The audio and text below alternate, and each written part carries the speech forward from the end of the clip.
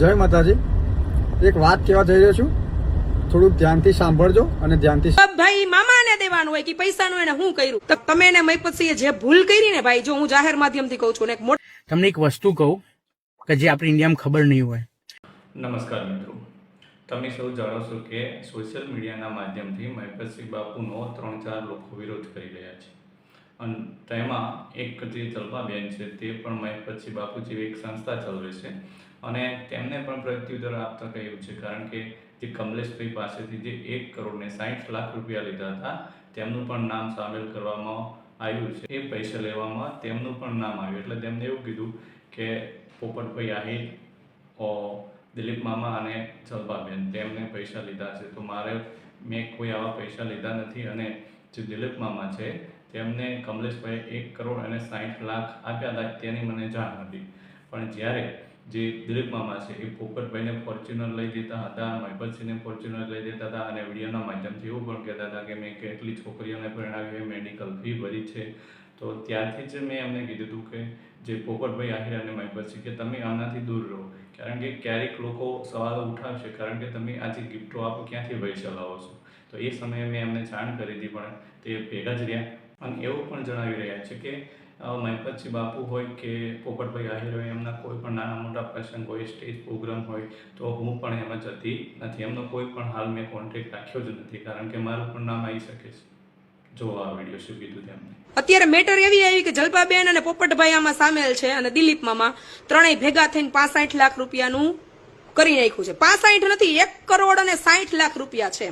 પણ જ્યારે આ બનાવ બન્યો ને આ પૈસાવાળી મેટરનો, પછી મને એક એલર્જી થઈ ગઈ કે કોઈ સંસ્થાવાળાના ક્યાંય personal phone call, message, contact, stage પ્રોગ્રામમાં ક્યાંય જવાનું નહીં. એ માણસ જ્યારે વિડીયો બનાવતા હતા ને દિલીપ મામા કે ભાઈ ફોર્ચ્યુનર હું પોપટભાઈને લઈ દઈશ, કે મહિપતસિંહને લઈ દઈશ, કે મેં મેડિકલની ફી ભરી, કે મેં દીકરીઓ પરણાવી, ત્યારે આ બે પાત્રએ હટી જવાની જરૂર હતી.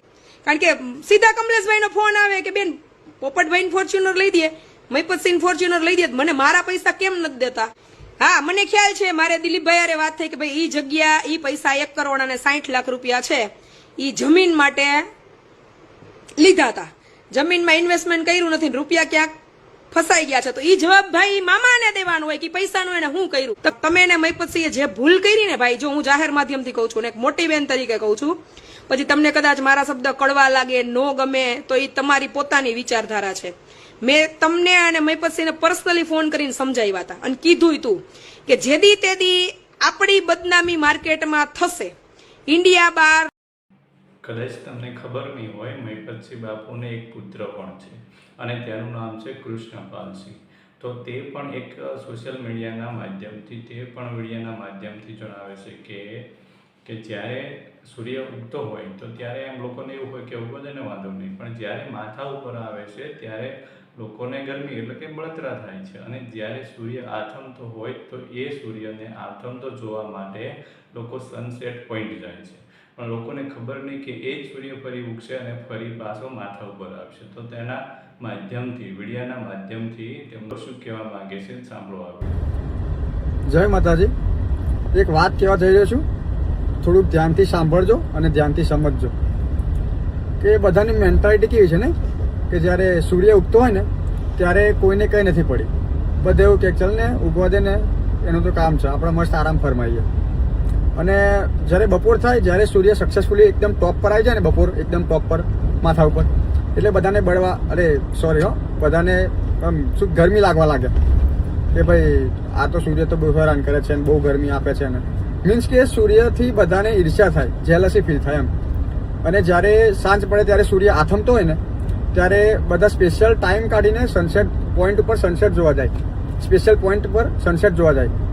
અને એમ એ બધાને બહુ મજા આવે કે સૂર્ય આથમે એમ, પણ એ લોકોને એવી નથી ખબર કે બીજા દિવસે સૂર્ય પાછો ઉગવાનો છે.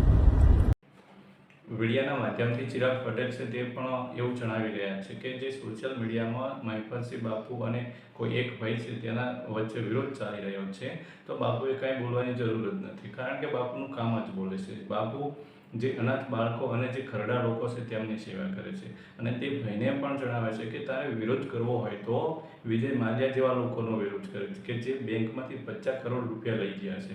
અને બાપુ જે સેવા કરે છે એ દુનિયાની સર્વશ્રેષ્ઠ સેવા કહેવાય છે. અને ફોરેનમાં લોકો આવી સેવા કરવા માટે લાખો રૂપિયા અને સરકાર પણ 85% પૈસા લેતી હોય છે. તો બાપુ તો મફતમાં સેવા કરે છે. તારાથી સેવા ના થતી હોય તો જે લોકો સેવા કરે છે એમને તો કરવા દે.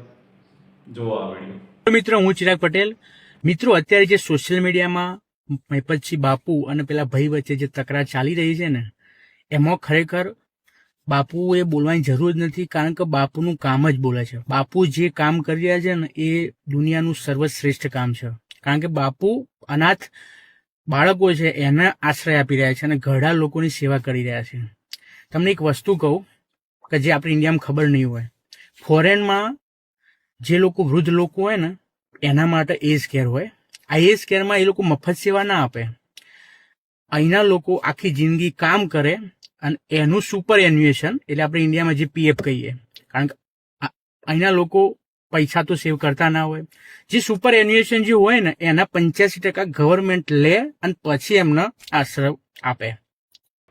આવા જ વિડીયો જોવા માટે કેડી અપડેટને સબસ્ક્રાઇબ કરો અને વધુમાં વધુ શેર કરો. બસ થેન્ક્સ.